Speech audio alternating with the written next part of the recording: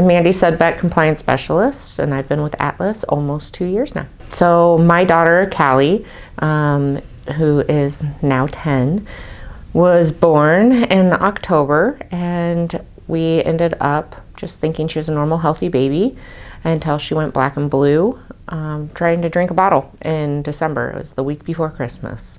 And so we went in just for a quick checkup at the ER, and they immediately said, this child is choking, and the nurse that was trying to feed her didn't even feel comfortable. Immediately got some help for us, and we were admitted. And then it was an entire week of trying to figure out what is going on with this child, and that was the beginning of everything. And then we turned around, and she ended up finding out that she had a type 2 laryngeal cleft, and after multiple tries of trying to correct that, didn't work. We ended up going out to Cincinnati Children's Hospital for an open throat surgery after we tried one endoscopically, and became friends with all of the nurses and staff there instantaneously. We had multiple different departments that we were helped out with, colorectal, urology, pretty much just name it. We had everybody. But they were always there for us and helping us organize everything while we were there, unfortunately, and she was heavily sedated after the open throat surgery. We found out that she has duplicated anatomy. So her female anatomy is all duplicate, so each vagina has its own system. And then we also found out she has duplicated kidney systems. So each kidney has its own full operating system. So with that, then of course we follow gynecology and urology, and colorectal still always and forever will be our best friend.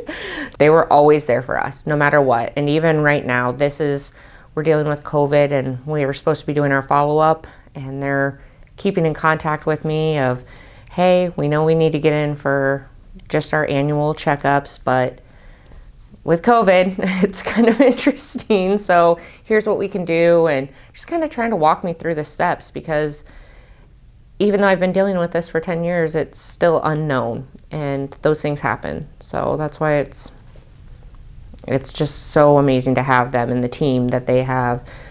And I'm so glad that they haven't gone anywhere and they're stuck right through, because I need them.